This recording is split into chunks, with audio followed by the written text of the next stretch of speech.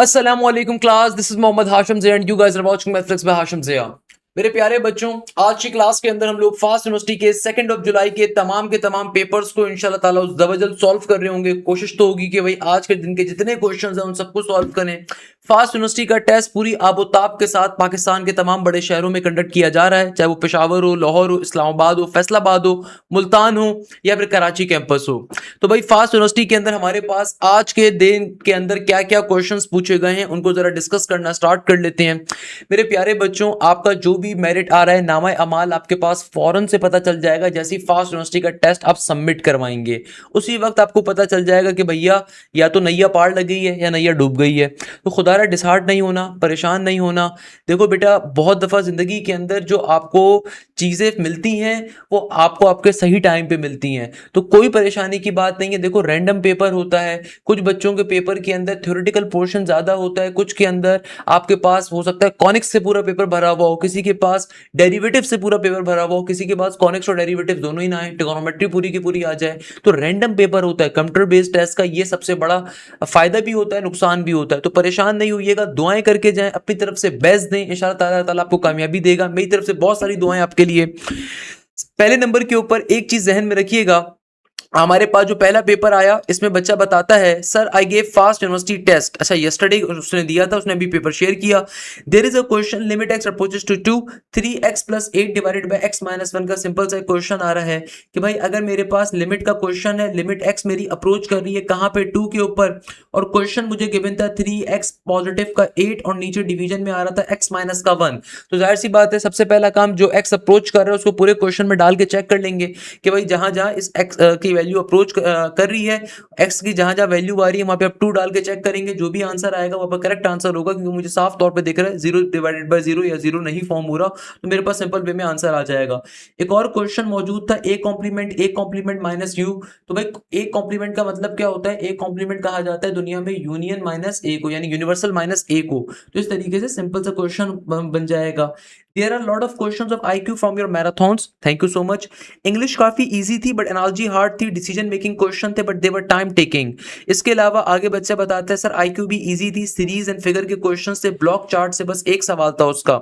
जबकि आगे बच्चा बताता है एडवांस मैथ्स से कुछ काफी इजी थे बट उसके अलावा सब ट्रिकी थे। Find the equation of tangent and the ellipse का, कॉनिक्स एंड ट्रिगोनोमेट्री की ओवरऑल 70% सवालात थे। इसके अलावा बेसिक मैथ्स वाज एवरेज और मैराथन रिलेटेड था। तो फास्ट यूनिवर्सिटी का 1 जुलाई का ये पेपर था जो मैंने भी शेयर कर दिया। अच्छा भाई, फिर एक अच्छा बेटा, अब देखो हमारे पास जो अब नेक्स्ट पेपर आ रहा है ना, इसमें बच्चे ने पहले बेसिक मैथ्स के क्वेश्चंस को शेयर किया हुआ है, तो जरा इसको पहले सॉल्व करना स्टार्ट करते हैं। ये क्वेश्चन मुझे बड़ा मजे का लग रहा है paper. Ali spent 15% of his salary if the salary was 1963, what was the original salary? कि भाई एक बंदा है, उसने क्या किया, उसने 15% अपनी सैलरी का शेयर कर दिया। सही है, 15% अपनी सैलरी का क्या कर दिया, स्पेंड कर दिया। तो रिमेनिंग कितना होगा? भाई जाहिर सी बात है, ओरिजिनल सैलरी अगर 100% है तो 15% उसने एक्सेप्ट कर दिया, 15% उसने स्पेंड कर दिया, तो रिमेनिंग कितना बनता है? 85% बनता है। If the salary was 1963, what was the original salary? यानी कि 1963 उसकी रिमेनिंग सैलरी है। बच्चे ने यहाँ पे एक जुमला खाया हुआ है, if remaining salary was 1963 then what is the original salary. तो यानी कि भैया मैं कह सकता हूं कि 85% जो सैलरी अब उसके हाथ में मौजूद है ना, जो भी उसकी ओरिजिनल सैलरी थी उसका 85% जो है वो बेसिकली क्या है, अब 1963 के बराबर है। तो बेसिक सी बात है कि भाई उस बंदे ने 15% सैलरी को अपनी इस्तेमाल कर दिया, किसी को दे दिया, कहीं लुटा दिया, कहीं जाया कर दिया, और अब जो रिमेनिंग सैलरी है वो किसके बराबर है? 1963 के। तो रिमेनिंग कितना बनता है? 85% बनता है। 85% किसका? ओरिजिनल का। तो 85% ऑफ द x बराबर है किसके? 1963 के। x की वैल्यू यहां से मेरे पास क्या आ जाएगी? 1963 डिवाइडेड बाय 85%। परसेंटेज जब कभी रिमूव होता है डिवीजन में 100 आता है। मैथ्स का बेसिक कॉन्सेप्ट है, एक से ज्यादा टर्म जब डिवाइड हो रही होंगी नीचे वाली टर्म नीचे से ऊपर जाके मल्टीप्लाई हो जाएगी। इसको अब मैं सिंप्लीफाई करवा सकता हूं। क्या बन जाएगा? 5 1 जार 5 और कितना कैरी जाएगा? 3 कैरी जाएगा। 5 7 जार इज 35 ना, और 5 2 जार इज 10, और यहाँ पे क्या आ जाएगा मेरे पास? 0 का 0 आ जाएगा। तो पहले तो 1963 को 17 पे सिंप्लीफाई करना पड़ेगा। तो 1963 को आप सिंपल तरीके से 17 पे सिंप्लीफाई कर दो 1963 को। तो 17 1 जार इज 17 हो जाएगा। तो आपके पास 9 में से जब 7 को मैं माइनस करूंगा तो 2 बचा, क्रॉस का क्रॉस, नीचे आ गया, अब क्या आ गया, 26 आ गया। क्या 26 हमारे पास 17 के टेबल में आता है? भाई खुद सोचिए, हमें ये बात मालूम है कि 17 इंटू 2 क्या होगा, 34 होगा, तो भाई 26 तो नहीं आता। तो इसका मतलब क्या है, एक और दफा 1 लेना पड़ेगा, तो ये भी दोबारा 117 आ गया। अब 16 में से अगर मैं 7 को माइनस करूं, तो भैया 16 में से जब 7 को आप माइनस करोगे तो कितना बनता है?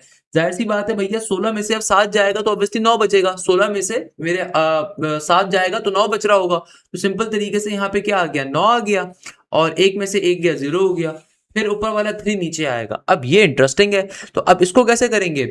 अब देखो, मैं एक रैंडमली चेक कर लेता हूँ, मुझे क्योंकि पता है 17 इंटू 5 85 होता है, बट चेक कर लीजिए, 5 7 इज 35 का 5 और 3, और 5 आंसर 5 और 3 का इजाफा, हाँ 85। तो यानी कि भैया हमारे पास 17 5 जार होता है 85, तो क्या बच गया नीचे? नीचे मेरे पास हो जाएगा 8 का 8, 13 में से 5 गया। 13 में से अगर मैं 5 को माइनस करता हूँ सिंपल तरीके से, कितना बनेगा? ये बनेगा 8 के बराबर। क्रॉस का क्रॉस हो गया। फिर डेसिमल को अब नीचे भेजोगे तो 0 आ जाएगा।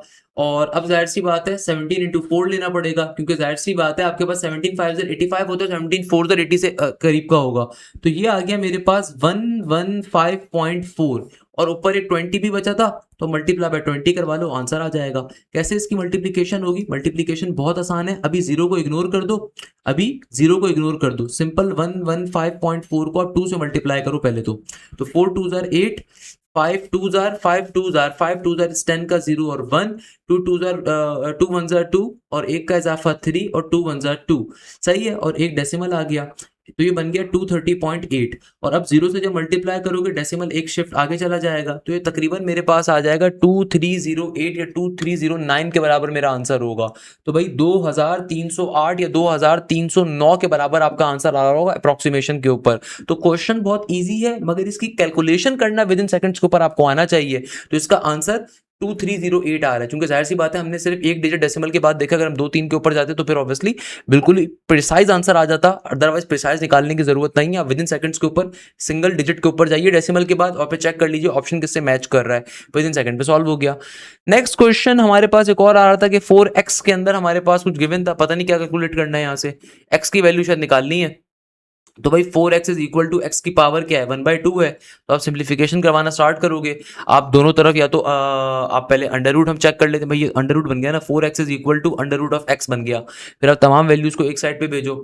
लेट सपोज मैं x कंसीडर कर लेता हूँ t स्क्वायर के बराबर है, x अगर t स्क्वायर के बराबर है तो जहां जहां x आ रहा है वहां पे t स्क्वायर आ जाएगा, सही है ना भाई? सिंपल, या बल्कि नहीं, हम एक काम कर लेते हैं, मैं कहता हूं कि अंडर रूट x जो है ना वो t के बराबर है, x इसके बराबर, x बराबर होगा फिर टी स्क्वायर के, तो फिर आप इसकी सिंप्लीफिकेशन करवा सकते हो इजीली। तो फिर ये बन जाएगा मेरे पास सिंपल तरीके से, जहां x मौजूद है वहां पे टी स्क्वायर आ जाएगा, जहां पे अंडर रूट x मौजूद है वहां पे t आ जाएगा। तमाम वैल्यूज को एक साइड पे शिफ्ट कर दीजिए, तो बन जाएगा 4t स्क्वायर माइनस का t इक्वल टू 0। यहाँ से एक फैक्टर मेरे पास t का आ जाएगा, t कॉमन आ गया, यहाँ से ब्रैकेट में क्या आ जाएगा, 4t माइनस का 1 इक्वल टू 0। तो मेरे पास एक t की वैल्यू आ जाएगी 0 के बराबर, और एक t की वैल्यू होगी मेरे पास पॉजिटिव का 1 डिवाइडेड बाय 4, क्योंकि माइनस का 1 दूसरी तरफ जाएगा, प्लस का 1 बनेगा, 4 मल्टीप्लाई होगा डिवाइड हो जाएगा। तो ये मेरे दो फैक्टर्स आ जाएंगे, दो आंसर आ जाएंगे। और जो t मैंने सपोज किया था किसके बराबर किया था, अंडर रूट एक्स के बराबर सपोज किया था मैंने। तो जाहिर सी बात है जहां जहां t लिखा हुआ है वहां पे अंडर रूट एक्स लिख दो, तो अंडर रूट एक्स की एक वैल्यू 0 आ गई, यानी कि x की एक वैल्यू 0 आ गई। इसी तरीके से t इज इक्वल टू 1/4, तो t की जगह पे अंडर रूट एक्स आ गया 1/4 के बराबर। अंडर रूट रिमूव करने के लिए आप स्क्वायर लोगे, तो x की एक और वैल्यू 1/16 के बराबर आएगी। देखो देखने में कितना सिंपल क्वेश्चन लग रहा था, मगर इसकी कैलकुलेशन टफ है। तो मैंने क्या कहा था कि बेटा देखो, आपको अपने माइंड को प्रेजेंट रखना है। अब देखने में क्वेश्चन बहुत सिंपल लग रहा है बेसिक मैथ्स का, मगर इसको आप x की वैल्यू कैलकुलेट करनी है, नॉर्मल मेथड पे आप सॉल्व नहीं कर सकते। तो आप यहाँ पे सपोजिशन आपने करवाई, सपोजिशन करवा के हम सिंपल तरीके से सॉल्व करवाने पे चले गए, कोई मसला ही नहीं है इसके अंदर मेरा बेटा, कोई प्रॉब्लम की बात थोड़ी है। नेक्स्ट क्वेश्चन कॉसेक का आ रहा है, कॉसेक का सिंपल इंटीग्रेशन का फॉर्मुला अप्लाई करोगे सॉल्व हो जाएगा। अच्छा एक और क्वेश्चन, ये क्वेश्चन भी बाय द वे रिपीटेड आ रहा है, 1/ln x is equal to. अच्छा बेटा अब देखो हमारे पास जो नेक्स्ट क्वेश्चन आ रहा है ना, इसमें एग्जामिनर क्या कह रहा है, एग्जामिनर कह रहा है 1 डिवाइडेड बाय ln x, और इसको आपको डबल डेरिवेटिव लेना है। तो भाई ये क्वेश्चन रिपीटेड है, ऑलरेडी हम लोग सॉल्व कर चुके हैं, इसके अंदर आपको डबल डेरिवेटिव लेना है, तो आप सिंपल तरीके से इसका डबल डेरिवेटिव लेके कैलकुलेट कर लेंगे। एक और क्वेश्चन था कि भाई साइन इनवर्स x माइनस का कॉस इनवर्स x बराबर है 0 के, तो आंसर क्या होगा? तो भाई x की वैल्यू क्या होगी?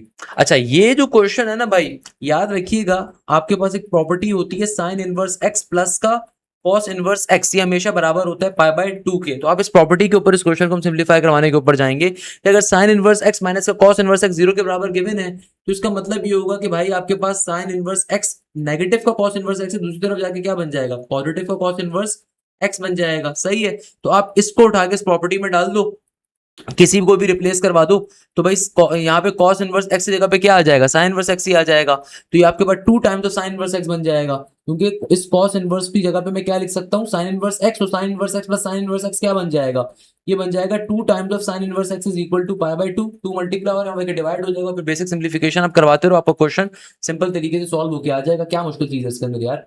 देखो, जहन अगर प्रेजेंट है तो आप हर चीज कर सकते हो। पाई बाय 4 बन गया, अब जाहिर सी बात है साइन इनवर्स पाई बाय 4 किस पे मिलता है आपको, भाई एक्स की वैल्यू अगर मुझे वहां पे साइन इनवर्स दूसरी तरफ भेजोगे तो वहां जाके बन जाएगा साइन पाई बाय 4, और साइन पाई बाय 4 का मतलब क्या होता है, साइन 45 डिग्री, यानी कि आपके पास सिंपल तरीके से √2 divided by 2 should be the correct answer. अच्छा, again if one angle and two sides are given, कल की क्लास में आया हुआ था if one side and two angles are given. तो अगर कभी भी आपको एक एंगल और दो साइड्स गिवन है, तो भाई इसको सॉल्व करने के लिए एरिया ऑफ अ ट्रायंगल का फॉर्मूला क्या होगा, 1/2 का 1/2। लेट सपोज अगर दो साइड्स ए और बी गिवन है, तो जो तीसरी साइड होगी उसका एंगल ऊपर आता है। सिंपल है भैया। अच्छा, एक और क्वेश्चन था, in a quadratic equation b² - 4ac is called, भाई आपके पास डिस्क्रिमिनेंट फॉर्मूला कहलाता है। इस तरीके से cos 3 थीटा की वैल्यू अगर 1/2 आ रही है, थीटा क्या होगा रेडियंस के अंदर, तो 3 theta is equal to cos दूसरी तरफ जाएगा तो कॉस इनवर्स 1/2 बन जाएगा। कॉस इनवर्स 1/2 किसके बराबर होता है, कॉस इनवर्स 1/2 का मतलब है मेरे पास सिंपल तरीके से क्या चीज आ गया, मेरे पास यहाँ पर आ गया, अल्लाह भला करे, कॉस इनवर्स 1/2 आपको मिलता है 60 डिग्री के ऊपर, 60 डिग्री बन जाएगा। तो 3 यहाँ पे मल्टीप्लाई हो रहा है, डिवाइड हो जाएगा, तो थीटा की वैल्यू क्या आ जाएगी, ये आ जाएगी 60 डिवाइडेड बाय 3, तो 3 2 ज़र 6 एंड 0 का 0, तो थीटा की वैल्यू आ गई 20 डिग्री। अगर इसको आप रेडियन में कन्वर्ट करना है तो पाई बाय 180 के ऊपर मल्टीप्लाई कर दो, 0 से 0 कट गया, 2 9 ज़र 18, तो pi by 9 should be the correct answer radians के अंदर हमारे पास सिंपल तरीके से। तो आपके पास सिंपल तरीके से रेडियन में आंसर क्या आ जाएगा, पाई बाय 9 के बराबर। अच्छा, फिर आपके पास ये आईक्यू के क्वेश्चंस आए हुए थे।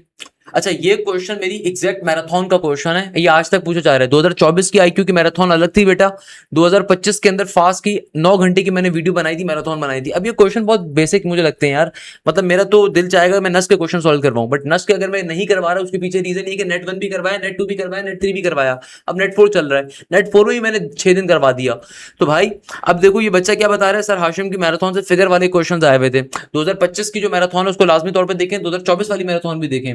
फिर आईक्यू का एक और क्वेश्चन था 1 2 5 26, इसके बाद नेक्स्ट सीरीज क्या होगी, इफ जेड इज 5 टाइम्स, ये भी मैराथन का क्वेश्चन है भाई। 2024 की आईक्यू वाली मैराथन मैंने अलग से डाली थी, आईक्यू और बेसिक मैथ्स की, उससे दिया गया है। और 2025 की मैराथन कंबाइंड थी, उसमें सारे सब्जेक्ट्स मैंने एक साथ ही कवर करवाए थे। इसमें देखो एग्जामिनर क्या कह रहा है, if Z is 5 times older to his wife who is 5 times twice the older to her daughter, if the daughter 4 year ago, if the daughter's age 4 year, if the daughter's 4 year ago age was 5, then what is the z। अच्छा बेटा, अब देखो हमारे पास एक और question आया हुआ है कि भाई 1 2 5 26, अब ये भी मैराथन के क्वेश्चन है कि भाई देखो आपके पास अच्छा ये वाला क्वेश्चन बड़ा इंटरेस्टिंग है वैसे सीरीज के अंदर, कि 1 के बाद 2 है, 2 के बाद 5 है, 5 के बाद 26 है, अगला नंबर क्या होगा। तो भाई अगर आप देखो ना, ये सीरीज ऐसे बन रही होगी, 1 का स्क्वायर प्लस 1, फिर 2 का स्क्वायर प्लस का 1, सही है, फिर मेरे पास यहाँ पे आ रहा है 5 का स्क्वायर प्लस का 1, सही है।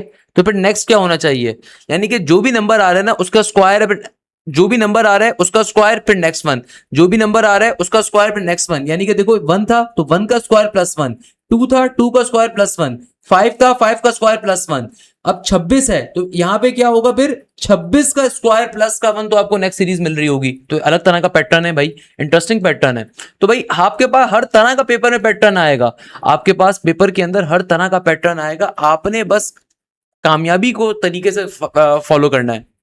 तो भाई आपको पेपर में बेतहाशा क्वेश्चन ऐसे होंगे जो कि सिर्फ और सिर्फ आपको कंफ्यूज करने के लिए गिवन होंगे।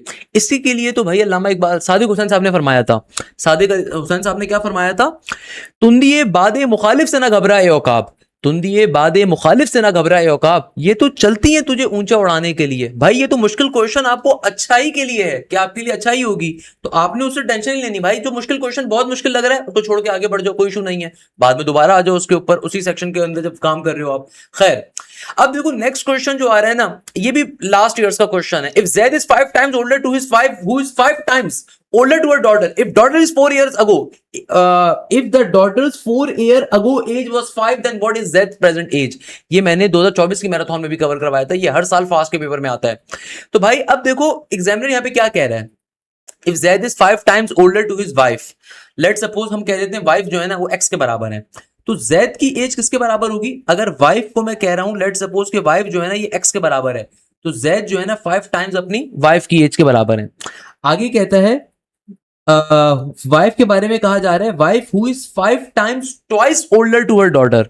अच्छा अब मैं डॉटर को कह देता हूं कि भाई जो इनकी बेटी है ना बेटी वो वाई है लेट्स सपोज, तो जो वाइफ है ना वो क्या है, वो 5 गुना बड़ी है किससे? अपनी बेटी से। तो भैया वाइफ जो है वाइफ क्या था? एक्स था, तो एक्स जो है वो 5 गुना बड़ी है किसके मुकाबले में? अपनी बेटी के मुकाबले में 5 गुना बड़ी है।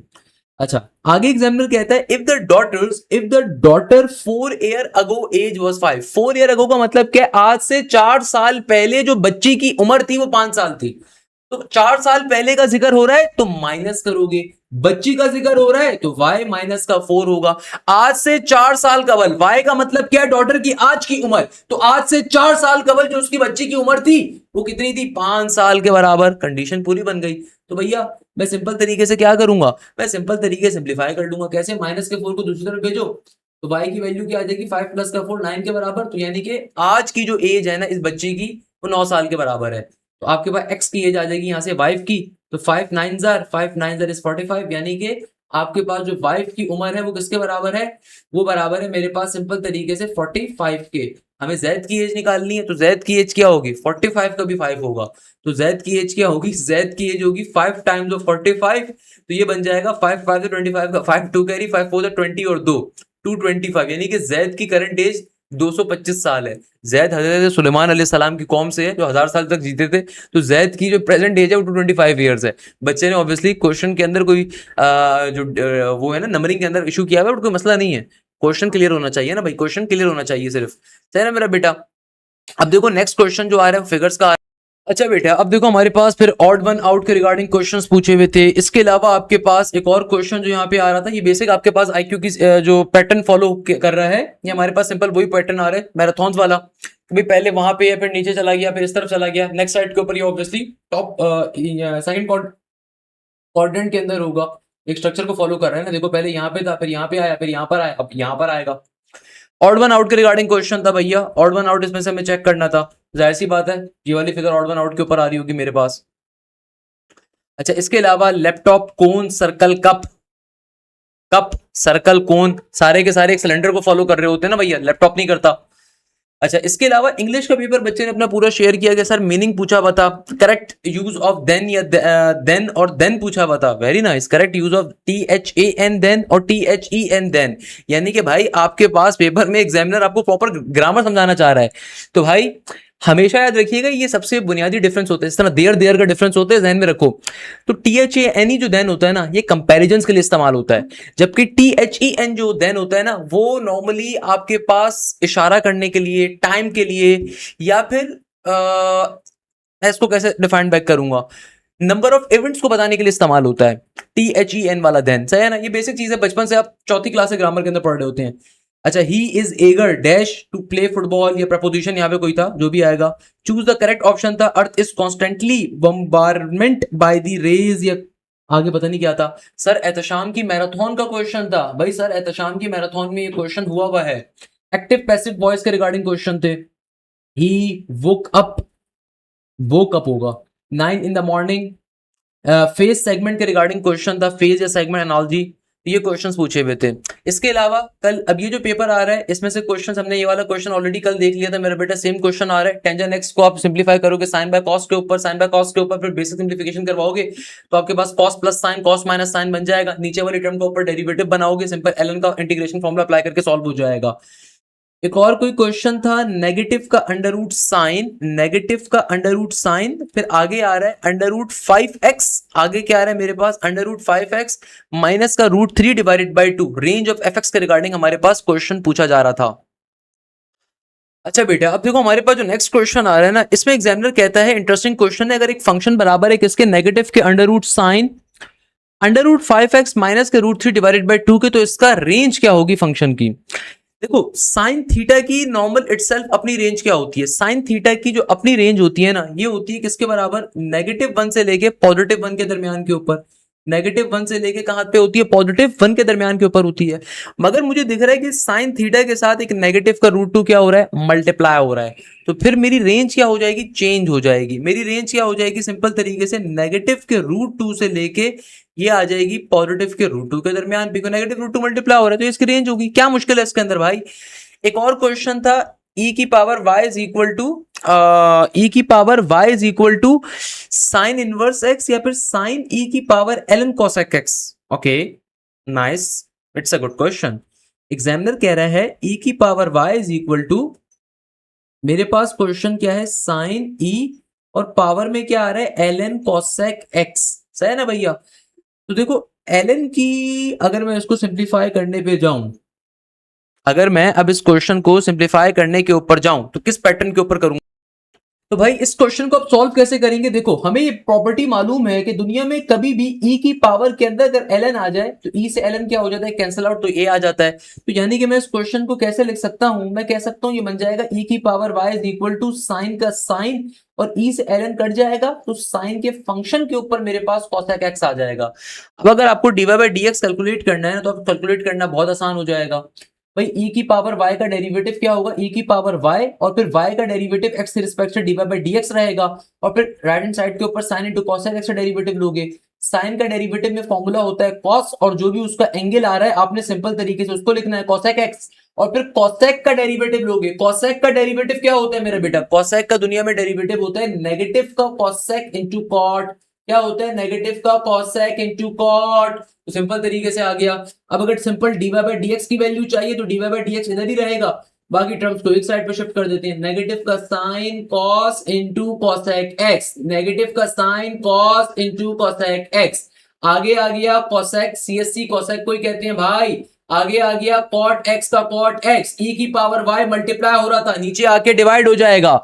बेतहाशा बच्चे इस क्वेश्चन को सॉल्व भी नहीं कर पाएंगे, हालांकि क्वेश्चन बेतहाशा क्या है, आसान है। भाई ये चीज ध्यान में रखिएगा, परवाज है दोनों की इसी एक जहां में, परवाज है दोनों की इसी एक जहां में, करगिस का जहां और है, शाहीन का जहां और है। तो भैया आपको पेपर में क्वेश्चन हर एक के पास एक जैसे ही आ रहे हैं, जिसका दिमाग प्रेजेंट होगा सिर्फ वही सॉल्व कर सकता है। अच्छा एक और क्वेश्चन आ गया टेंजेंट 75 का, मेरा फेवरेट क्वेश्चन है। जो बच्चे हमारे बैच के बैठे हुए हो बेटा ट्रिगोनोमेट्री के अंदर जाइएगा, पहला लेक्चर उठाइएगा, टेंजेंट 75 के ऊपर एक क्वेश्चन सॉल्व करवाया था। टेंजेंट 75 को कैसे सॉल्व करोगे, सिंपल ब्रेक करके सॉल्व करोगे। क्या बन जाएगा, टेंजेंट 45 प्लस का 30, 45 प्लस का 30, ब्रेक कर दिया।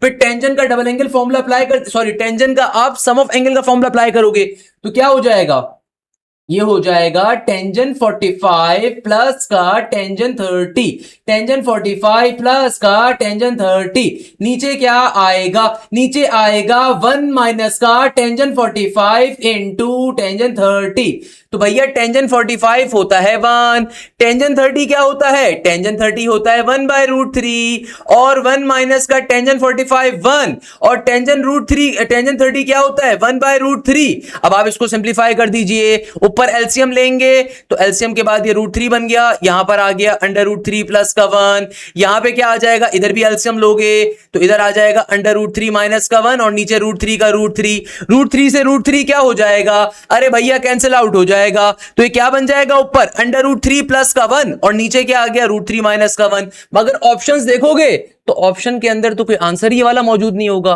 क्योंकि भैया तुम्हारे किसी नालायक टीचर ने तुम्हें नहीं बताया हुआ कि भाई कभी भी बेस के अंदर, डिवीजन के अंदर अगर डिनोमिनेटर के अंदर आपके पास अंडर आ जाए तो भाई उसको सिंप्लीफाई करना होता है। तो ये बात सिर्फ सर हाशिम ने पढ़ाई हुई है भाई। तो भाई आपने क्या करना है, इसको रैशनलाइज करना है। रैशनलाइज कैसे करोगे, √3 प्लस 1 से मल्टीप्लाई, √3 प्लस 1 से डिवाइड। जो भी डिवीजन में अगर अंडर की टर्म आ जाए तो उससे हम क्या करते हैं, मल्टीप्लाई डिवाइड करवाते हैं अपोजिट साइन करके। ये बात किसी ने बताई थी, नहीं बताई थी, आप बोलोगे सर नहीं बताई थी, भाई बताई होनी चाहिए थी। तो खैर क्या हो जाएगा, नीचे मेरे पास सिंपल तरीके से a² माइनस b² बन जाएगा, तो ये बन गया √3 का स्क्वायर माइनस के 1 का स्क्वायर। ऊपर सिंपल इनको मल्टीप्लाई कर दो, बल्कि ऊपर डायरेक्टली √3 प्लस 1 का होल स्क्वायर बन गया। तो क्या बन गया, ऊपर √3 का a प्लस b का होल स्क्वायर, तो √3 का स्क्वायर इज 3 प्लस का 2 टाइम्स ऑफ √3 और 1 का स्क्वायर विल बिकम 1 और नीचे √3 का स्क्वायर 3 बन जाएगा, 1 का स्क्वायर 1 हो जाएगा। तो मेरा फाइनल आंसर आना चाहिए 3 प्लस का 1 इज 4 प्लस का 2 रूट 3 और नीचे 3 माइनस का 1 2 हो गया। चाहो तो ऐसे कॉमन ले लो, ऊपर से अगर 2 कॉमन लोगे तो नीचे वाली वैल्यू कैंसिल आउट हो जाएगी, हमारा फाइनल आंसर आ जाएगा 2 प्लस के रूट 3 के बराबर। ये इस क्वेश्चन का फाइनल आंसर है, विद इन सेकंड्स में सॉल्व हो सकता है। आप बोलोगे सर इजी है, अरे भाई इजी नहीं है, इजी बनाया गया है, दोनों में बहुत डिफरेंस होता है मेरे बच्चा। इसी पे तो फैज अहमद फैज साहब ने बेटा वो बड़ा मशहूर एक शेर कहा था, चलते हैं दबे पाऊं कि कोई जाग ना जाए, जलते हैं दबे पाऊं कि कोई जाग ना जाए, गुलामी के असीरों की यही खास अदा है। खैर, नेक्स्ट क्वेश्चन के नेक्स्ट पेपर के ऊपर बच्चा बता रहे हैं कि सर सेंटर का क्वेश्चन आए हुए थे। अच्छा, right bisector which is drawn from a chord to the circle passes through dash, right bisector of a chord passes through center of a circle होगा ना, तो perpendicular right bisector जो chord का होता है वो हमेशा किससे पास करेगा, सर्कल से पास करेगा, नॉर्मल सी चीज है भाई। chord किसे कहते हैं, देखो सर्कल के अंदर कॉर्ड का मतलब होता है कि ऐसी लाइन सर्कल के ऊपर दो पॉइंट्स को टच कर रही है। The maximum chord of a circle is termed as the diameter, the maximum length of the maximum the chord having a maximum length is termed as the diameter. Chord कहते हैं कि ऐसी line जो circle को क्या कर रही हो, सर्कल को दो पॉइंट पे टच कर रही हो, सही है। तो भाई राइट बाइसेक्टर अगर तुम इससे बनाओगे तो हमेशा किससे पास करेगा, सर्कल के सेंटर से पास करेगा, नॉर्मल सी बात है यार, बेसिक चीज है। अच्छा, इसके अलावा आपके पास होमोजीनियस इक्वेशंस के रिगार्डिंग क्वेश्चन पूछा हुआ था। There are two lines equation, यहाँ पे टू लाइंस की इक्वेशन नहीं है, होमोजीनियस इक्वेशंस हैं। बच्चे को बताओ भाई, ये होमोजीनियस इक्वेशंस हैं। ax स्क्वायर माइनस का 2x स्क्वायर प्लस का by square, both of these lines are perpendicular to each other. अगर ये दोनों लाइनें परपेंडिकुलर होंगी ना तो हमेशा। अच्छा बेटा, आगे हमारे पास जो नेक्स्ट क्वेश्चन एक बच्चे ने शेयर किया, इस बच्चे ने कहता है there are two lines equation. अबे टू लाइंस की इक्वेशन नहीं है बेटा, होमोजीनियस इक्वेशंस गिवन है। A both of these lines are perpendicular to each other, तो भाई इसके लिए कंडीशन होती है आपकी a plus b is equal to 0 वाली, इसकी कंडीशंस को लाजमी तौर पे पढ़ के जाएं। अच्छा, साइन अल्फा बाय 2 के रिगार्डिंग क्वेश्चन था, फॉर विच फिर साइन अल्फा बाय 2 का फॉर्मूला पूछा हुआ था। फिर एक क्वेश्चन था x is equal to negative का 4 माइनस एक्स स्क्वायर अगर आ जाए, for which value of x the both sides are equal, कौन सी x की वैल्यू के लिए दोनों साइड्स क्या रहेंगी, इक्वल रहेंगी, इसके रिगार्डिंग क्वेश्चन पूछा हुआ था। तो भैया आप सिंपल तरीके से यहाँ पे बारी बारी डाल के चेक कर लीजिए किसके ऊपर वेरीफाई कर रहा है, प्लस माइनस के ऊपर कर रहा है, सिर्फ रूट 2 पे कर रहा है, माइनस रूट 2 पे कर रहा है, या फिर पर्टिकुलरली 2 के ऊपर कर रहा है। बेसिक कॉन्सेप्ट है, करके चेक करोगे आपको विद इन सेकंड्स पे आ जाएगा। प्लस माइनस अंडर रूट 2 दोनों डालोगे एक जगह के ऊपर, जब आप नेगेटिव का अगर अंडर रूट 2 भी रखोगे ना तो उसका स्क्वायर भी क्या होगा, पॉजिटिव का 2 ही मिलेगा आपको, क्योंकि बाहर स्क्वायर मौजूद है, इवन नंबर हमेशा नेगेटिव से खत्म कर देगा, तो फिर सी ही होगा एक तरीके से, तो सी ही आएगा आपके पास। 4 माइनस का 2 रूट 2 बनेगा और ये माइनस का रूट 2 होगा। अच्छा, दूसरी तरफ भी चाहिए, दूसरी तरफ फिर एक्स के अंदर आप रखोगे फिर माइनस का रूट 2 होगा, सॉरी फिर माइनस का रूट 2 आंसर होना चाहिए। अच्छा बेटा, अब देखो हमारे पास जो नेक्स्ट क्वेश्चन आता है, ये आता है मल्टीप्लिकेटिव इनवर्स के रिगार्डिंग क्वेश्चन है कि multiplicative inverse of A exist and A Q बराबर है ए के, तो ए इनवर्स इसके बराबर होगा। भाई ए इनवर्स ए के फिर बराबर होगा, नॉर्मल सी बात है। अगर ए क्यू बराबर है ए के, अगर ए क्यू बराबर है ए के, तो भाई जाहिर सी बात है फिर हमारे पास ए इनवर्स इसके बराबर होगा, वो भी ए के बराबर होगा। उसके पीछे देखो लॉजिक समझिएगा। अगर मेरे पास दुनिया में अगर मेरे पास क्या मौजूद है भाई, मेरे पास एग्जामिनर कह रहे हैं ना ए क्यूब बराबर है किसके, ए के। अगर मैं दोनों तरफ इनवर्स ले लूं, मैं इधर भी इनवर्स ले लूं, इधर भी इनवर्स ले लूं, और मुझे पता है कि भाई ए स्क्वायर किसके बराबर होगा, आई के बराबर होगा, क्योंकि मल्टीप्लिकेटिव इनवर्स ऑफ ए क्या कर रहा है, एग्जिस्ट कर रहा है, तो ए स्क्वायर बराबर होगा किसके, आइडेंटिटी के। तो इस तरीके से ए किसके बराबर आ जाएगा, अपने ए इनवर्स के बराबर आ रहा होगा। अच्छा, इसके अलावा मेरे पास एक और क्वेश्चन था, ऊपर वाला क्वेश्चन तो रिपीट कर रहा है, इसका आंसर मैंने आपको बता दिया, नेगेटिव का रूट 2 होगा। In a GP the first term is 7, the last term, अरे भाई ये क्वेश्चन तो एनईडी में भी बहुत आता है भाई। In a GP the first term is 7 and the last term is 4 4 8 and the total number of terms 8 8 9 given है। आपको सम क्या गिवन है टर्म्स का, 8 8 9 के बराबर, फाइंड द कॉमन रेशियो।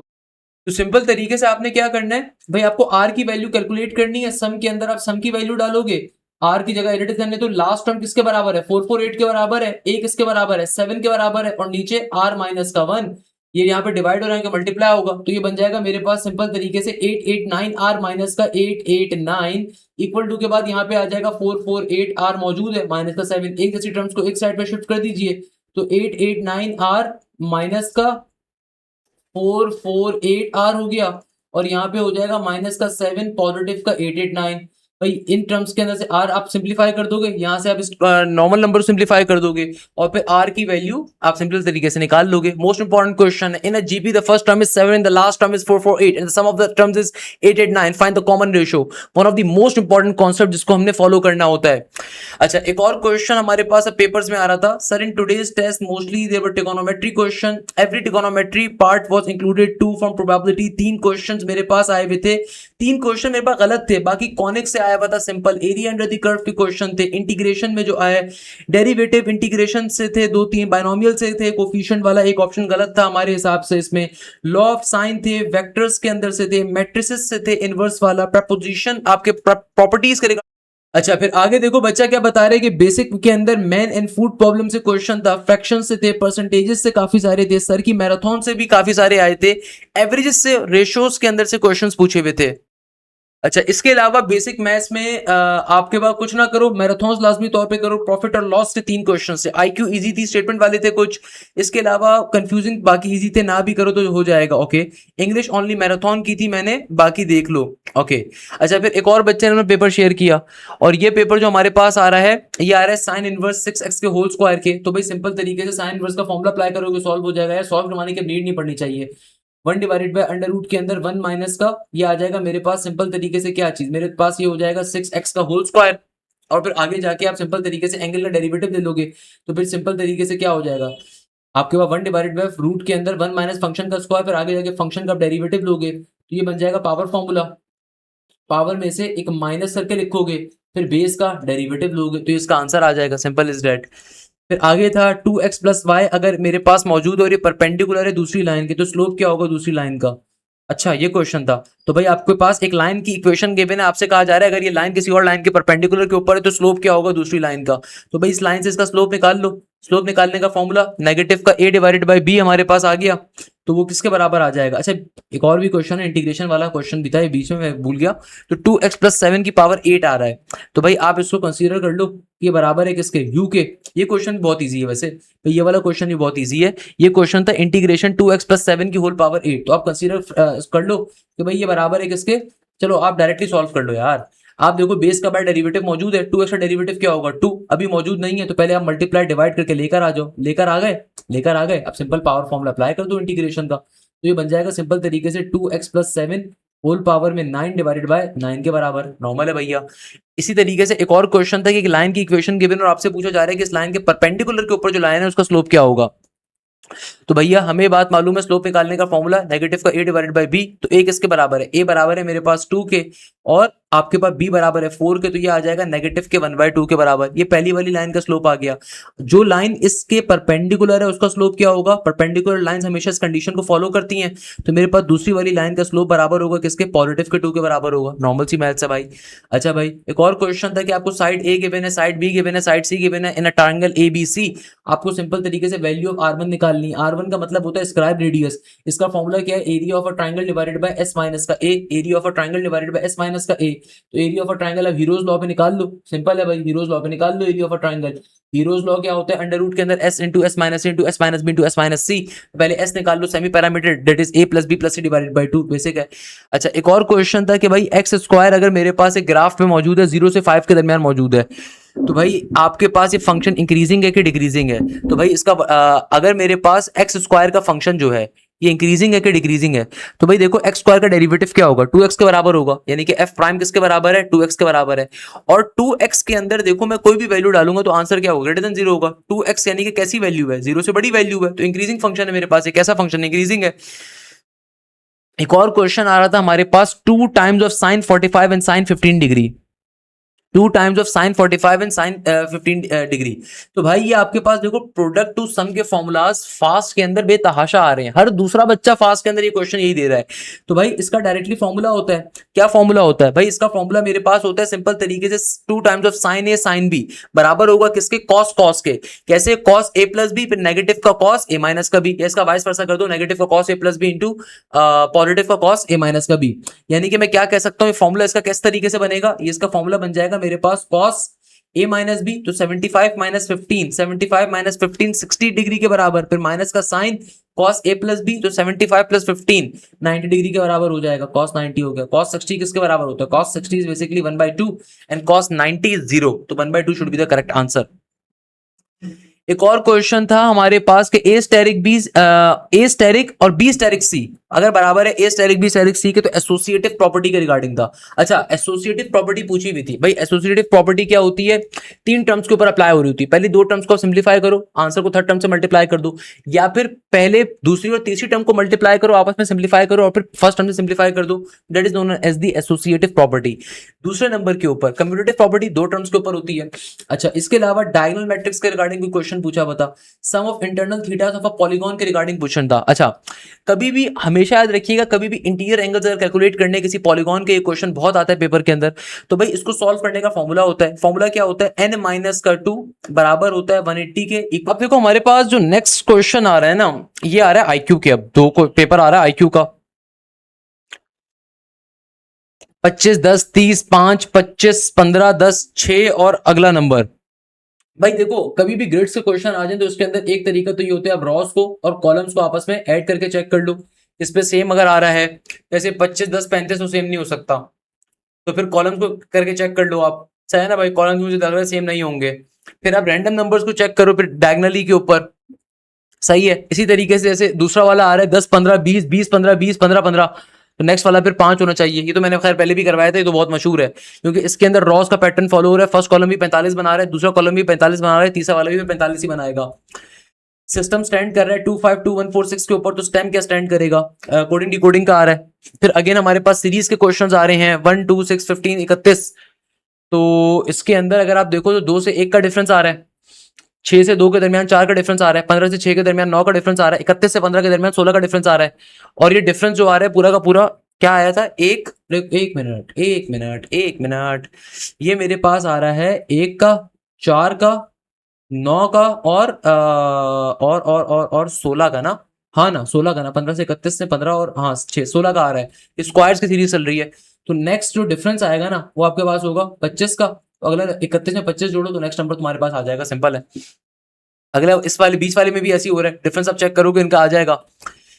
एक और क्वेश्चन ये था कि भाई तुम्हारे पास एक particular right angle triangle given था 3 4 5 के ऊपर, पहले थीटा कैलकुलेट करना है। तो भाई थीटा कैसे निकालोगे? सिंपल, आप थीटा निकाल लो। Some people have curly brown hair, they painted black, तो डायरेक्टली फॉर्मूला अप्लाई कर लो साइन थीटा के लिए। Sine theta is equal to some people have, theta के सामने परपेंडिकुलर होता है बेटा, तो ये बन जाएगा मेरे पास 5 डिवाइडेड बाय हाइपोटेन्यूज 4 के बराबर है। ये हाइपोटेन्यूज आ गया और ये नहीं, देखो थीटा अगर यहाँ पर है, थीटा के सामने परपेंडिकुलर होता है, ये आपका हाइपोटेन्यूज आ गया। बट इसमें उल्टा क्यों है एंगल यार? एंगल इसमें उल्टा है भाई। थीटा ये होगा, ये 90 डिग्री है, ये 90 डिग्री है, सॉरी। थीटा के सामने परपेंडिकुलर होता है, ये हाइपोटेन्यूज है और ये बेस है। थीटा के सामने हमेशा परपेंडिकुलर होता है, परपेंडिकुलर द स्ट्रेट लाइन ना। अच्छा, तो परपेंडिकुलर क्या है 4, हाइपोटेन्यूज क्या है 5, और cos थीटा क्या हो जाएगा? cos theta is equal to base upon hypotenuse, तो बेस 3 है और हाइपोटेन्यूज क्या है 5 है। अब इसको सिंप्लीफाई कर लो, 1 बाय साइन थीटा, तो साइन थीटा है हमारे पास 4/5, फिर प्लस के बाद 1 बाय cos थीटा आ गया 3/5, तो ये बन जाएगा हमारे पास 5/4 प्लस का 5/3। बैठ के सिंप्लीफाई कर लोगे, आंसर आ जाएगा आपका पर्टिकुलरली जो भी आ रहा हो। फिर टेंजेंट बीटा/2 अगर बराबर है कॉट अल्फा के, तो अल्फा अगर 0 के बराबर है तो वैल्यू ऑफ बीटा क्या होगी? तो भैया टेंजेंट बीटा/2 अगर कॉट अल्फा के बराबर है और अल्फा की वैल्यू 0 गिवन है, तो यानी कि कॉट 0 बराबर है। कॉट 0 किसके बराबर होता है? कॉट 0 तो इन्फिनिटी के बराबर होगा ना, क्योंकि देखो कॉट का मतलब है 1/टेंजेंट, तो 1/टेंजेंट 0 क्या होता है? टेंजेंट 0 0 होता है, तो 1/0 इन्फिनिटी हो गया। इसका मतलब क्या हुआ कि मैं कॉट अल्फा की जगह पे क्या रख सकता हूं, क्योंकि कॉट अल्फा का एंगल 0 है और कॉट 0 बराबर होता है इन्फिनिटी के, तो यानी कि टेंजेंट बीटा/2 की वैल्यू है इन्फिनिटी के बराबर। अब आप खुद सोचो, मैं यहाँ पे ऐसा क्या एंगल रखूं कि टेंजेंट, अच्छा सबसे पहले तो आप ये मुझे बताओ, टेंजेंट की वैल्यू इन्फिनिटी किस पे आती है?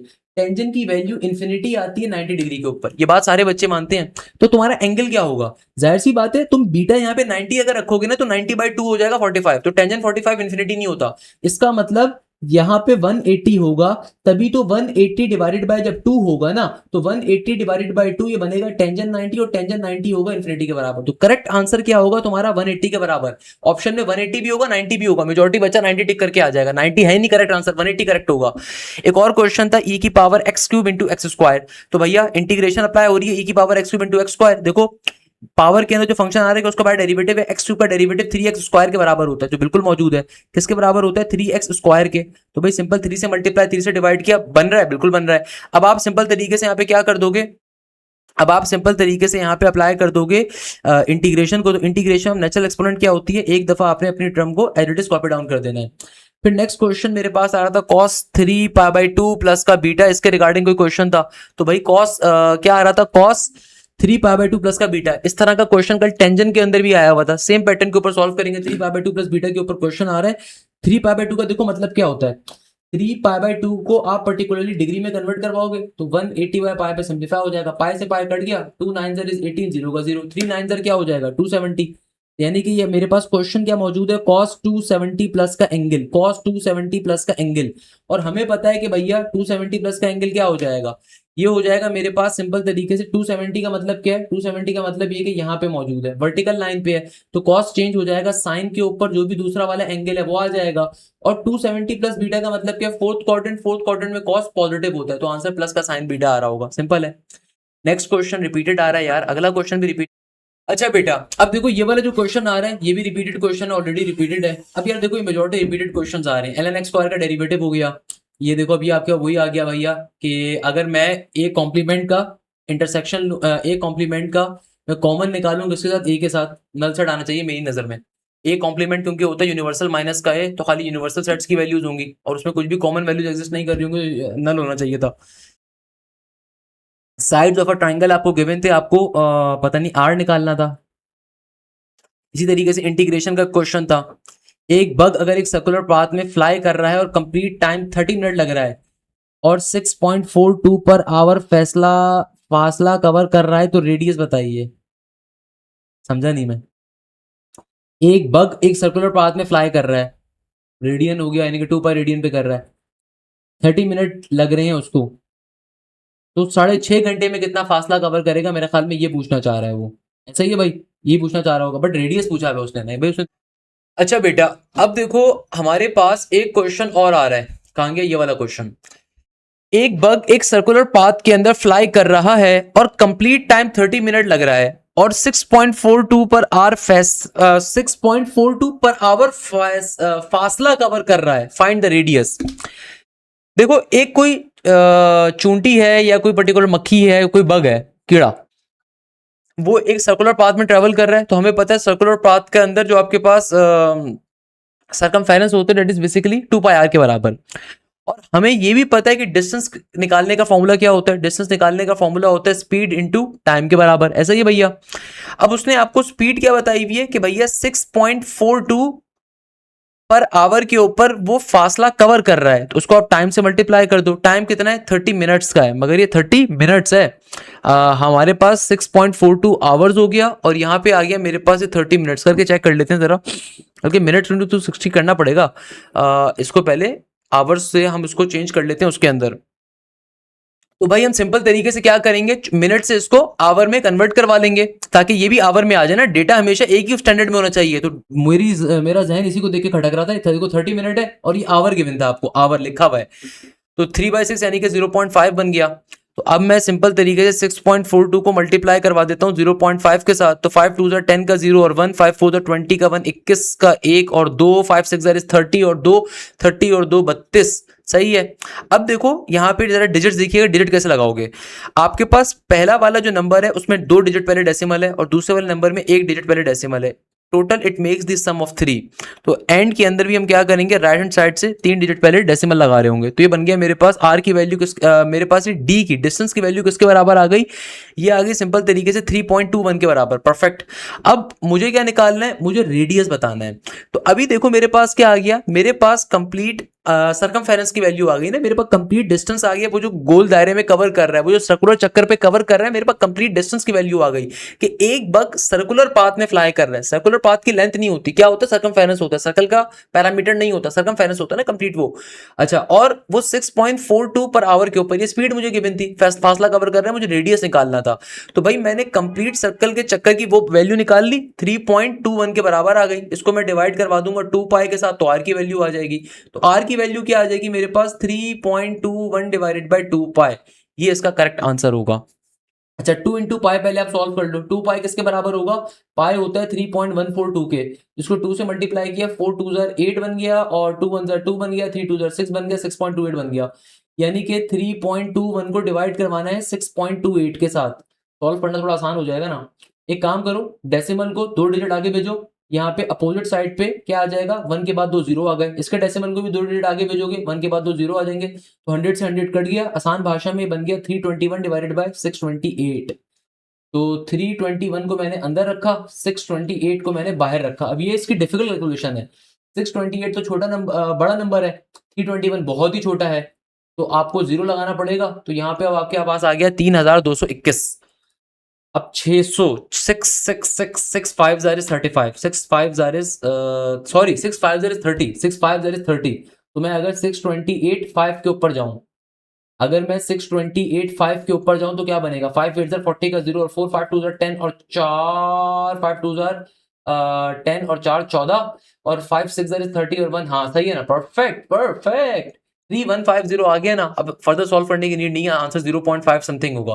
तो भाई देखो, बेसिक मैथ्स के क्वेश्चन में इस तरह के ट्रिक्स को इस्तेमाल करो। मुझे आगे करने की जरूरत ही नहीं पड़ी, क्योंकि मुझे दिख रहा है कि भाई आगे क्या होगा। आगे डेसिमल के अंदर कोई वैल्यूज आ रही होंगी, ऑप्शन चेक कर लो, 0.5 समथिंग जो होगा वहां पर करेक्ट आंसर होगा। अच्छा एक और क्वेश्चन था, इसमें सेंटर गिवन था, रेडियस गिवन था, इक्वेशन बतानी थी।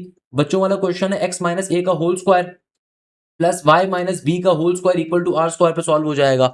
अच्छा फिर मेरे पास पेपर के अंदर एक और क्वेश्चन आ रहा है कि लिमिट x अप्रोच कर रही है 0 के ऊपर, 1 माइनस का x और होल पावर 1 बाय एक्स। अरे ये तो फॉर्मूला होता है हमारे पास, मगर फॉर्मूला से थोड़ा डिफरेंट होता है कि हमेशा याद रखिएगा, कभी भी अगर आपकी लिमिट x अप्रोच कर रही है 0 के ऊपर, तो 1 प्लस का फंक्शन होल पावर में सेकंड टर्म का रेसिप्रोकल अगर मौजूद है तो ये बराबर होता है e के। बट यहाँ पे क्या है? नेगेटिव का x है। यहाँ पे जब नेगेटिव का x है तो इसका मतलब क्या हुआ? इसका मतलब ये होगा, पहले इसको आप सिंप्लीफाई करवा लोगे। कैसे? कि देखो 1 प्लस का और ब्रैकेट में नेगेटिव x रख दिया, सेकंड टर्म का बाहर रेसिप्रोकल होना चाहिए। तो अभी देखो बाहर क्या मौजूद है? अभी बाहर मौजूद है 1 बाय एक्स। तो मुझे क्या चाहिए? मुझे नेगेटिव साइन भी चाहिए। तो मैंने नेगेटिव साइन से बाहर पावर को मल्टीप्लाई डिवाइड कर दिया, तो नेगेटिव आ गया।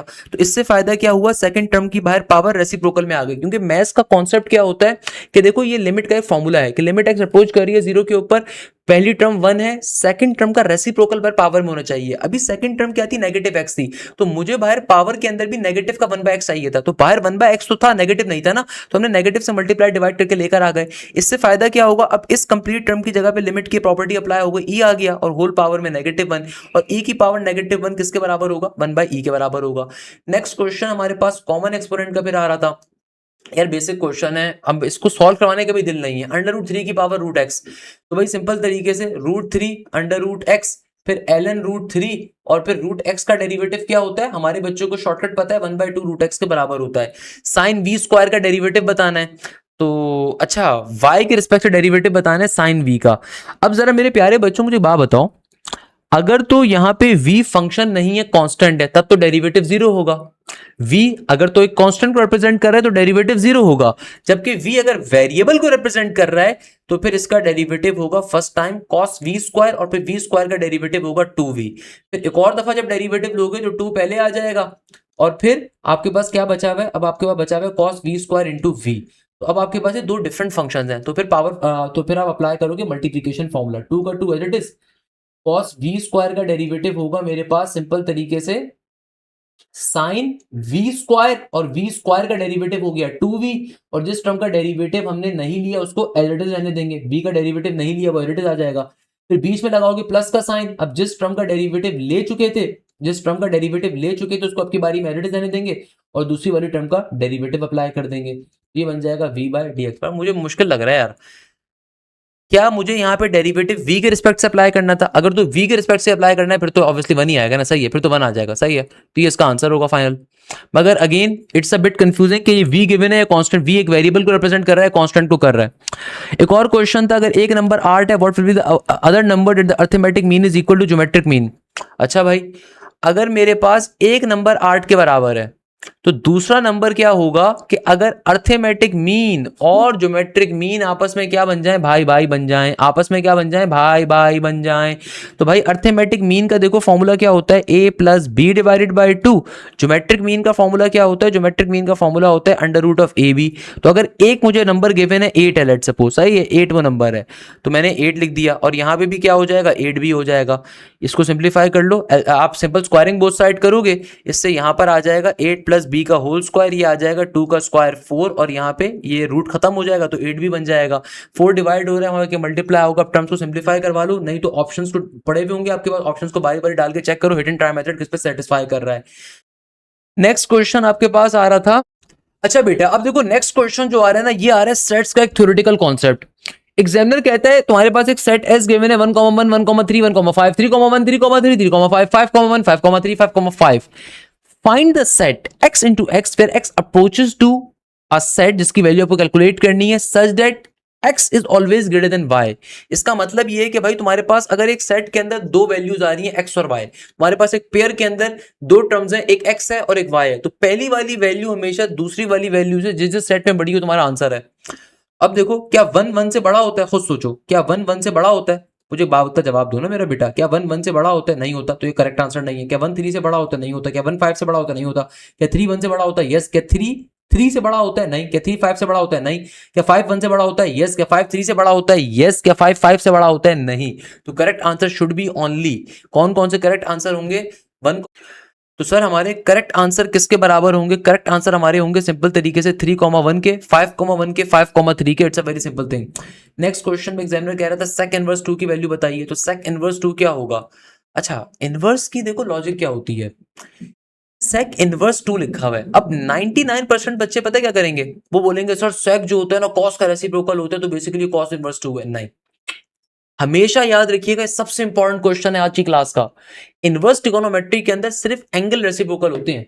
तो भाई सेक इनवर्स और कॉस इनवर्स आपस में रेसिप्रोकल तो हैं, इनके एंगल्स रेसिप्रोकल बनते हैं, तो ये क्या होगा, ये बनेगा 1/2 के। तो कॉस इनवर्स 1/2 भी, यानी कि सेक इनवर्स को अगर मुझे कॉस इनवर्स में कन्वर्ट करना है तो इनके एंगल्स का रेसिप्रोकल लिया जाता है। मेजॉरिटी बच्चों को ये बात नहीं मालूम होती, याद रखिएगा इस चीज को कि भाई अगर तुम्हारे पास कहीं पे सेक इनवर्स 2 लिखा हुआ है ना, इसको कॉस इनवर्स पे कन्वर्ट करना है, तो कॉन्सेप्ट क्या होता है मैथमेटिक्स के अंदर, जो तुम्हारा इनवर्स के अंदर एंगल होता है, वैल्यू होती है, इनपुट होता है, डोमेन होती है, जो भी चीज होती है, उसका तुम रेसिप्रोकल उसके अंदर कंसीडर किया जाता है, ट्रिगोनोमेट्रिक फंक्शन में नहीं किया जाता। तो भाई ये क्या बन जाएगा, cos इनवर्स 1/2, cos इनवर्स 1/2 मिलता है 60 डिग्री के ऊपर। ओमेगा की पावर 6001 6002 6005 के रिगार्डिंग क्वेश्चन था। तो भाई आसान तरीका क्या है, मेरी शॉर्टकट बड़ी फेमस शॉर्टकट है, जो भी ओमेगा की पावर आ रही है ना उसको 3 पे डिवाइड करवाओ, जो भी रिमाइंडर आएगा वो ओमेगा के ऊपर चला जाएगा। 6003 को डिवाइड करवाओ, नहीं तो भाई बहुत बेसिक है, ओमेगा क्यूब चूंकि 1 के बराबर होता है तो क्यूब की फॉर्मेट में ब्रेक कर लो, पावर 3 के ऊपर ब्रेक कर लो। Next question, tangent 2 pi plus alpha repeated है यार, कितनी बार बताऊंगा। 2 पाई का मतलब होता है 360, 360 यानी कि यहाँ पे खड़े हुए हो 360, तो हॉरिजॉन्टल लाइन है, टेंजेंट का टेंजेंट रहेगा, अल्फा का अल्फा रहेगा। अब 2 पाई प्लस अल्फा है, फर्स्ट क्वाड्रेंट है, फर्स्ट क्वाड्रेंट में टेंजेंट पॉजिटिव होता है। सिंगुलर मैट्रिक्स है तो लैम्डा की वैल्यू बतानी थी, डिटरमिनेंट यानी कि 0 हो जाएगा, फिर लैम्डा की वैल्यू निकाल लो। एक क्वेश्चन यहाँ पे कॉम्प्लेक्स नंबर की डिवीजन के रिगार्डिंग पूछा हुआ था कि 1 + 2 आयोटा डिवाइडेड बाय 4 - 3 आयोटा। तो भाई कभी भी कॉम्प्लेक्स नंबर की डिवीजन का अगर क्वेश्चन आ जाए तो कैसे सॉल्व करोगे, 1 + का 2 आयोटा डिवाइडेड बाय 4 - का 3 आयोटा का क्वेश्चन आ रहा है, तो सिंपल तरीके से नीचे वाली टर्म से मल्टीप्लाई डिवाइड रैशनलाइज करवाते हैं हमेशा हम लोग, तो ये बन जाएगा 4 + का 3 आयोटा से मल्टीप्लाई भी, 4 + के 3 आयोटा से डिवाइड भी करवा दिया। अब ये नीचे इधर हो जाएगा सिंपल 4 का स्क्वायर माइनस 3 आयोटा का होल स्क्वायर, है ना भैया। यहाँ पे क्या हो जाएगा, 4 1 ज़र 4 एंड प्लस का 3 आयोटा, 2 आयोटा इंटू 4, ये बन जाएगा 4 2 ज़र 8 आयोटा, और यहाँ पे हो जाएगा 3 2 ज़र 6 आयोटा स्क्वायर। यहाँ पे हो गया 4 का 4 8 और 3 11 आयोटा के बराबर, 6 आयोटा स्क्वायर का मतलब है नेगेटिव का 7, 4 का स्क्वायर इज 16 और 3 का square is 9, iota square will become +1, तो प्लस का 9 बन गया। 4 में से 6 गया, नेगेटिव का 2 आ जाएगा, फिर आगे आ गया प्लस का 11 आयोटा 16 प्लस का 9 25 बन जाएगा। सिंप्लीफाई कर दीजिए, आपका पर्टिकुलरली आंसर आ जाएगा। अच्छा बेटा अब देखो हमारे पास इस तरीके से एक और बच्चे ने अपना पेपर शेयर किया, tangent 1a plus tangent inverse a plus tangent inverse b, ये फॉर्मूला था, उसको फाइंड करना था। एक और क्वेश्चन था सर्कम रेडियस का, 3 साइड्स गिवन थी, लिमिट के क्वेश्चंस बहुत ज्यादा थे, hyperbola center at the origin के क्वेश्चन था, स्टैंडर्ड इक्वेशन निकालनी थी, मैग्नीट्यूड गिवन था और वेक्टर की विद अननोन वैल्यू को कैलकुलेट करना था। If a unit vector is parallel to the vector, इसके रिगार्डिंग क्वेश्चन था। अच्छा एंटोनियम्स के बच्चे ने अपने बताए हुए हैं, टेंजेंट 2 पाई प्लस अल्फा वही आया हुआ है अभी जो करवाया ऊपर, ओमेगा वाला क्वेश्चन आया हुआ था। अच्छा फिर, अरे भाई माशाल्लाह, बच्चों ने बकायदा मैराथन के क्वेश्चन निकाल निकाल के बताए हुए कि सर एग्जैक्टली ये क्वेश्चन हमारे पेपर के अंदर पूछे गए थे।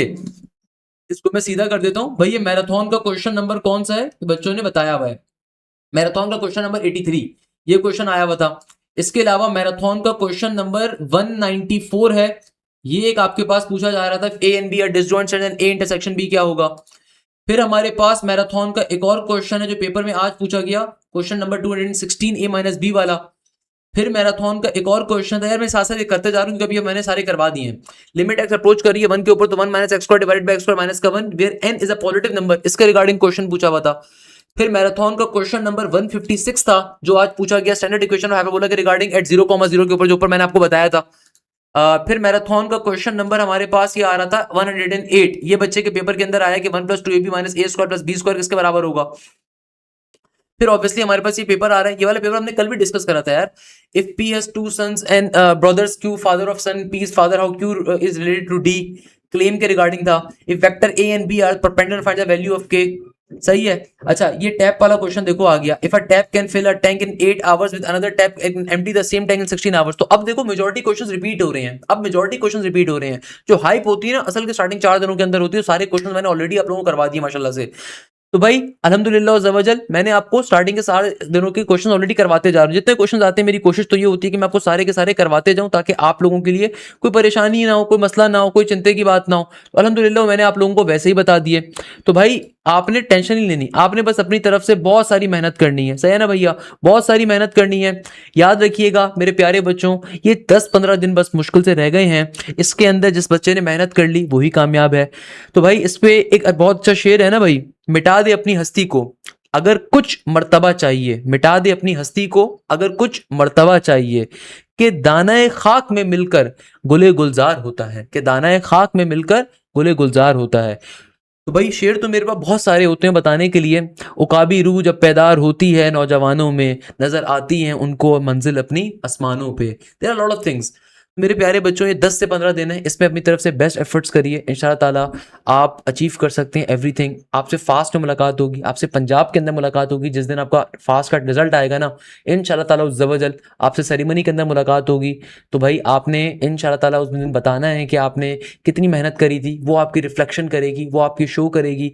टेंशन नहीं लेनी भाई, अगर टेस्ट हो गया है इतना अच्छा नहीं कर सके कोई इशू नहीं है, कोई मसला नहीं है। जो यूनिवर्सिटी का टेस्ट अभी करीब है, अब जीआईकेआई का स्टार्ट होने वाला है, एनईटी का राउंड नंबर 2 स्टार्ट होने वाला है, बेस्ट दे दो अपनी तरफ से, सारी कामयाबी आपके लिए। मेरी तरफ से बहुत सारी दुआएं, जज़ाकल्लाह खैर।